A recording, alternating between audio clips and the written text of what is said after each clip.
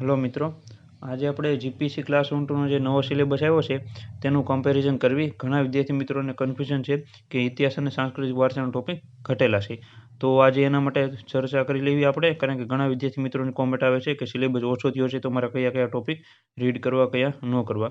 તો આજે આપણે ઇતિહાસ અને સાંસ્કૃતિક વારસાનો ટોપિક, તમને જૂનો સિલેબસ છે આ અને નવો સિલેબસ છે, બંનેમાં તમને ખાસ એક ડિફરન્સ જણાવી દઉં. અને સિલેબસ ઘટ્યો છે કે વધારે એ પણ તમને આગળ વિડીયોમાં સમજાઈ જશે. અને મારી રીતના પણ હું તમને અહીંયા સમજાવી દઉં કે કયા ટોપિક જે છે એડ થયેલા છે ને કયા ઘટેલા છે. અહીંયા ટોટલ જૂના સિલેબસમાં ઇતિહાસ અને સાંસ્કૃતિક વારસાના 30 જેટલા ટોપિક આપેલા છે. અને અહીંયા જે છે નવા સિલેબસમાં ઇતિહાસ અને સાંસ્કૃતિક વારસો ભેગો કરેલો છે અને 14 જેટલા ટોપિક લખેલા છે. પણ એવું નથી કે આ જે છે એ નવા સિલેબસમાં ટોપિક ઘટેલા છે, કારણ કે જે છે એ જૂના સિલેબસમાં જે અહીંયા તમે જોઈ શકો છો અલગ અલગ ટોપિક વાઇઝ આપેલા હતા, એ જ બધા જે છે એ ટોપિક નવા સિલેબસમાં વન લાઇનમાં જ આપેલા છે. અહીંયા હું આગળ તમને સમજાવું એટલે તમને ખ્યાલ આવી જશે હું શું કહેવા માગું છું. એટલે ઘણા વિદ્યાર્થી મિત્રોને એવું થતું હોય છે કે આપણે સિલેબસ ઓછો થઈ ગયો છે એટલે ઓછું રીડ કરવું પડશે. ના, પણ એવું નથી. સિલેબસ અમુકનો વધારે થયો છે, એ હું તમને આગળ સમજાવું એટલે તમને ખ્યાલ આવશે. અહીંયા હું તમને ટોપિક વાઇઝ અથવા ક્રમ અહીંયા આપેલા છે, એ ક્રમ વાઇઝ તમને સમજાવું કયો ટોપિક કઈ જગ્યાએ એડ થયેલો છે અને કયા ટોપિકમાં તમારે વધારે રીડ કરવાની જરૂર છે. એટલે વિડીયોમાં તમે બના રહેજો એટલે તમને સંપૂર્ણ માહિતી ઇતિહાસ અને સાંસ્કૃતિક વારસાની ખબર પડી જાય. આવી રીતના બીજા સબ્જેક્ટનો પણ આપણે બીજો વિડીયો આવી જશે, કારણ કે એ બધામાં બહુ ઓછો ડિફરન્સ થયેલો છે. આમાં વધારે થોડોક ફેરફાર કરવામાં આવેલો છે.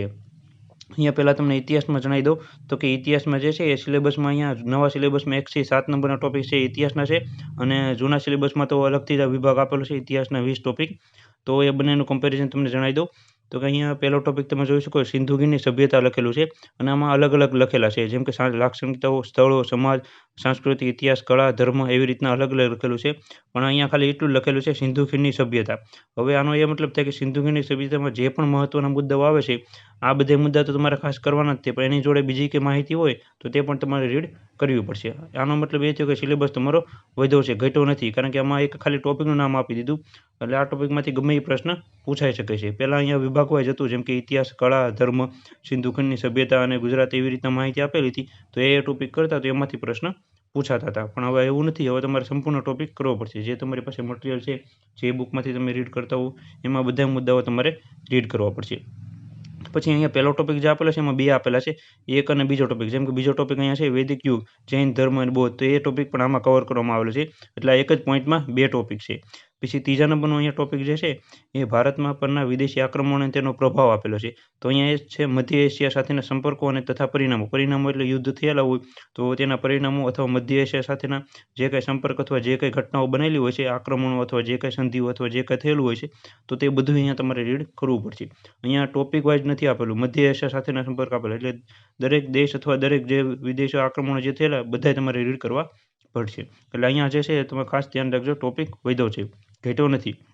અહીંયા જે છે એ ત્રીજા નંબરના ટોપિકમાં 3 ટોપિક ભેગા કરવામાં આવેલા છે, 4, 5, 6 અને 8, 9, 10. આ પણ પાછળથી ટોપિક કવર કરવામાં આવેલા છે. આ બધા ટોપિક જે છે એ ત્રીજા નંબરના મુદ્દામાં કવર થઈ જાય છે. અહીંયા તમે જણાવી દો પ્રાચીન, મધ્ય, અર્વાચીન ભારતના તેમજ ગુજરાતના મુખ્ય રાજવંશો. હવે આમાં નામ નથી આપેલા, પણ અહીંયા તમે જોઈ શકો છો જૂના સિલેબસમાં અહીંયા 4 નંબરનો ટોપિક મૌર્ય અને ગુપ્ત સામ્રાજ્ય વિશે આપેલું છે. પછી કનિષ્ક, હર્ષ અને દક્ષિણ ભારતના રાજવંશો આપેલા. અહીંયા રાજાનું નામ આપેલું હતું, પણ અહીંયા ખાલી એટલું જ લખેલું છે પ્રાચીન અને મધ્યકાલીન. હવે મધ્યકાલીનમાં ઘણા બધા કાળ આવે છે, તો તે બધાય તમારે મહત્વના કાળ હોય છે એ રીડ તમારે કરવા પડશે. કારણ કે પહેલાં આપણે હતું અહીંયા ટોપિક વાઇઝ આપેલું હતું મૌર્ય, ગુપ્ત, કનિષ્ક, હર્ષ અને દક્ષિણ ભારતના રાજવંશો, એટલામાંથી જ પ્રશ્ન પૂછાતા. પણ પ્રાચીનમાં જેટલા કાળ આવતા છે એ બધાય તમારે કરવા પડશે. મૌર્ય કાળ, અનુમૌર્ય કાળ, ગુપ્ત કાળ, અનુગુપ્ત કાળ, એ બધામાં જે મહત્વના રાજાઓ અથવા જે કંઈ ઘટનાઓ થયેલી છે તે બધી તમારે રીડ કરવી પડશે. એટલે અહીંયા જે છે ત્રીજા નંબરના ટોપિકમાં 4, 5, 6 નંબરનો ટોપિક એડ મિક્સ થયેલો છે. અને ગુજરાતના મુખ્ય રાજવંશો તો કે 8, 9, 10 નંબરનો જે જૂનો સિલેબસ તમારી પાસે હોય તો સાથે રાખજો, અને અહીંયા પણ તમે જોઈ લેજો. અહીંયા તમે જોઈ શકો છો ગુજરાતની સલ્તનત, સ્વતંત્ર સલ્તનતના રાજાઓ વિશે નામ આપેલું છે. મુગલો અને મરાઠા શાસન દરમિયાન ગુજરાત અને વડોદરાનું જે શાસન હતું એના વિશે માહિતી આપેલી છે. અને 10મા અને બીજો એક આ ટોપિક હતો 8મા નંબરનો, એ તમે જોઈ શકો છો ગુજરાતમાં ચાવડા, સોલંકી અને વાઘેલા રાજવંશો. આ એટલા વિશે અહીંયા માહિતી આપેલી હતી. પહેલાં આપણે એટલા જ કરતા હતા, પણ હવે એવું નથી. અહીંયા તમે જોઈ શકો છો ગુજરાતના મુખ્ય રાજવંશો એટલું જ કહેલું છે, એટલામાં તમારે બધા રાજવંશો કરવા પડશે. એટલે ખાસ કરીને આ એક ધ્યાનમાં રાખજો. 4 નંબરનો ટોપિક છે ભક્તિ આંદોલન અને સૂફીવાદ. એ તો 7 નંબરનો જે ટોપિક છે એ સેમ ટુ સેમ જ છે, ભક્તિ આંદોલન અને સૂફીવાદ. પછી અહીંયા 5મા નંબરનો જે ટોપિક છે ને એમાં પણ ઘણા ટોપિક એડ કરવામાં આવેલા છે. તમે અહીં જોઈ શકો છો ભારતમાં યુરોપિયનનું આગમન અને સર્વસ્થતા માટેના તેના સંઘર્ષોની એ બધી માહિતી આપેલી છે. તો એ 11મા નંબરનો ટોપિક છે. પછી અહીંયા ભારતમાં બ્રિટિશ શાસનની સ્થાપના અને વિસ્તરણ એના માટેનું આપેલું છે. તો અહીંયાથી તમે જોઈ શકો 12મા નંબરનો ટોપિક જે છે ગવર્નર જનરલ અને વાઇસરોય. તો આ ટોપિક પણ આમાં જ એડ થયેલો છે. ભારતમાં કંપની શાસન અને એ સમયમાં જે કંઈ ગવર્નર જનરલ વાઇસરોય થયેલા છે એ બધું પણ તમારે રીડ કરવું પડશે. અહીંયા અલગથી નથી આપેલું પણ અહીંયા આની અંદર એડ થયેલું છે. એ તમારે સમજીને તમારે રીડ કરવું પડશે, કારણ કે જો તમે નહીં કરો અને ટોપિક સ્કીપ કરશો તો આમાંથી પ્રશ્નો પૂછાય છે. એટલે ખાસ કરીને આ એક ધ્યાનમાં રાખજો. પછી અહીંયા 1857નો સંગ્રામ આપેલો છે. એ 13 નંબરનો ટોપિક છે. તો એ પણ અહીંયા આપેલો છે 1857નો સંગ્રામ. 19મી સદીમાં ભારત અને ગુજરાતના ધાર્મિક અને સામાજિક સુધારાના આંદોલનો. એ પણ અહીંયા 14 નંબરનો ટોપિક આપેલો છે નવા સિલેબસમાં. એ અહીંયા જૂના સિલેબસમાં 14મા નંબરનો ટોપિક આપેલો છે. અને નવા સિલેબસમાં 5મા નંબરના ટોપિક બધા એડ કરવામાં આવેલા છે. અહીંયા આ માટે તમને દરેક ટોપિક વાર સમજાવું છું, જેથી કરીને એક જ વાર તમારે સમજવું પડશે કે કયો સિલેબસ છે એ ઇતિહાસ અને સાંસ્કૃતિક વારસામાં ઘટાડો થયેલો છે કે વધારો થયેલો છે, એ તમને ખ્યાલ આવી જશે. અને આનું બુક લિસ્ટ પણ આપણે થોડાક સમયમાં આવી જશે. એટલે આપણે ચેનલમાં તમે જોડાઈ રહેજો. બીજું અહીંયા તમે જોઈ શકો છો 15મા નંબરનો ટોપિક છે જે નવા સિલેબસમાં જૂના સિલેબસમાં તે અહીંયા આપેલો છે. ભારતની સ્વતંત્ર માટેની ચળવળ, ભારત અને વિશ્વમાં ભારતીય ક્રાંતિકારો. અહીંયા જે છે એ બધે ટોપિક આપેલા છે 15મા ટોપિકમાં જૂના સિલેબસમાં, અને નવામાં અહીંયા જ કવર કરવામાં આવેલ છે. હવે 6ઠા નંબરનો ટોપિક છે રાષ્ટ્રીય આગેવાનો તથા તેમનું વિવિધ ક્ષેત્રમાં યોગદાન. હવે અહીંયા 6ઠા નંબરના ટોપિકમાં નામ નથી આપેલું, પણ જે જૂનો સિલેબસ હતો એમાં તમે જોઈ શકો છો કે દરેક ટોપિક વાઇઝ આપેલું છે. જેમ કે મહાત્મા ગાંધી વિશે પહેલાં લખેલું હતું.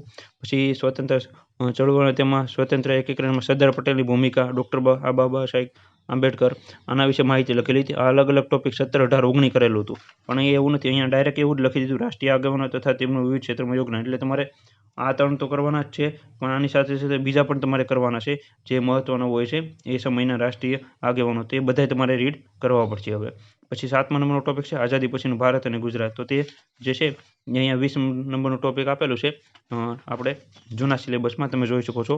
તો તે એ જ છે. આવી રીતના એક આ ઇતિહાસ માટેનું તમે સમજી શકો કે ઇતિહાસ માટેનું જે ટોપિક છે એ કાંઈ ઘટ્યા નથી, અમુકનો વધારો થયેલો છે, કારણ કે હવે ડાયરેક્ટ ટોપિકનું નામ જ આપેલું છે, મુદ્દાઓ નથી આપેલા. એટલે તમારે જે ટોપિકમાં જે ડીપમાં જે કાંઈ પૂછાઈ શકે એવા મુદ્દાઓ હોય અથવા જે કાંઈ કાળ હોય, જે કાંઈ રાજાઓ હોય, તે બધા તમારે રીડ કરવા પડશે. આવી રીતના ઇતિહાસ માટેનું હતું. હવે સાંસ્કૃતિક વારસામાં તો એટલો બધો કાંઈ ફેરફાર નથી થયેલો. ખાલી અમુક વિદ્યાર્થી મિત્રોને એવું લાગતું છે કે આમાં 10 ટોપિક આપેલા છે અને આમાં જે છે એ 3 અને 3, 6 અને 7 ટોપિક છે, પણ એવું નથી. અહીંયા હું તમને જણાવી દઉં, આમાં પણ એવું જ કરેલું છે. 2 ટોપિકના ભેગા નામ લખેલા છે. અહીંયા તમે જોશો પહેલું છે ભારત અને ગુજરાતનો સાંસ્કૃતિક વારસો વિશે. તો એમાં એક 1લા નંબરનો ટોપિક જે છે એ છે, અને 4થા નંબરનો ટોપિક સંગીત નૃત્યો જે છે ભારતના, એ ભારતીય સંગીત નૃત્ય. તો તે અહીંયા કવર કરવામાં આવેલું છે. એટલે 4થા નંબરનો ટોપિક પણ 1લા નંબરના 8મા નંબરના ટોપિકમાં જ મિક્સ કરેલો છે. પછી અહીંયા જે છે 9મા નંબરનો ટોપિક, અહીંયા 2જા નંબરનો ટોપિક છે સંત પરંપરા, લોક માનસ અને તેનો પ્રભાવ, એ અહીંયા આપેલું છે. પછી ભારત અને ગુજરાતની જીવન પરંપરા, મેળાઓ, ઉત્સવો, એ 3જા નંબરનો ટોપિક છે એ અહીંયા આપેલો છે. ભારતીય અને ગુજરાતની પરંપરા એ બે ભેગું કરી દીધેલું છે. પછી તમે જોઈશું ગુજરાતના સંગ્રહાલયો, એ 5 અને 7મા નંબરનો ટોપિક જે છે અહીંયા આપેલું છે. ગુજરાતમાં સંગ્રહાલયો અને રંગભૂમિ, એ અહીંયા રંગભૂમિ પાછળ આપેલું છે. તમે જોઈ શકો છો ગુજરાતી રંગભૂમિ, નાટક અને ગીતો અને વિવિધ નાટ્ય મૂલ્યો, એ અહીંયા ભેગું કરેલું છે. પછી આવી રીતના 12મા નંબરનો ટોપિક જે અહીંયા આપેલો છે નવામાં, એ અહીંયા 8મા નંબરનો ટોપિક છે આદિવાસી જનજીવન. પછી અહીંયા જે છે 13મા નંબરનો ટોપિક નવામાં, એ 6ઠ્ઠો અને 9મો એ બંને ટોપિક જૂનો જે છે એ ભેગા કરેલા છે. ગુજરાતી ભાષાઓ અને બોલીઓ અને ગુજરાતી સાહિત્ય, અહીંયા તમે જોશો ગુજરાતી સાહિત્ય વિશે માહિતી આપેલી છે અને ભાષા વિશેનું અહીંયા પાછળ લખેલું છે. એટલે આ બંને ટોપિક પણ ભેગા કરેલા છે. પછી ગુજરાતના 30 સ્થળો અને પર્યટન સ્થળો, એ તો 10મા નંબરનો ટોપિક છે જ તે. આવી રીતના જે છે એ તમે જોઈ શકો સિલેબસમાં શું ફેરફાર થયેલો છે. આવી રીતના કાંઈ વિડીયો હતો, અને બીજું કાંઈ પણ કોમેન્ટ હોય તે નીચે જણાવજો. અને વિડીયો ગમે તો લાઇક કરી આપજો, તમારા મિત્રો પર શેર કરજો, જેથી કરીને તેને પણ આની માહિતી મળતી રહે. અને આવો વિડીયો તમને કદાચ ક્યાંય નહીં જોવા મળે, એટલે તમને ખ્યાલ આવી ગયો છે જે વિદ્યાર્થી મિત્રો જીપીએસસી ક્લાસ 1 તૈયારી કરે છે એને કેટલું રીડ કરવું. વિડીયો ગમે તો લાઇક કરી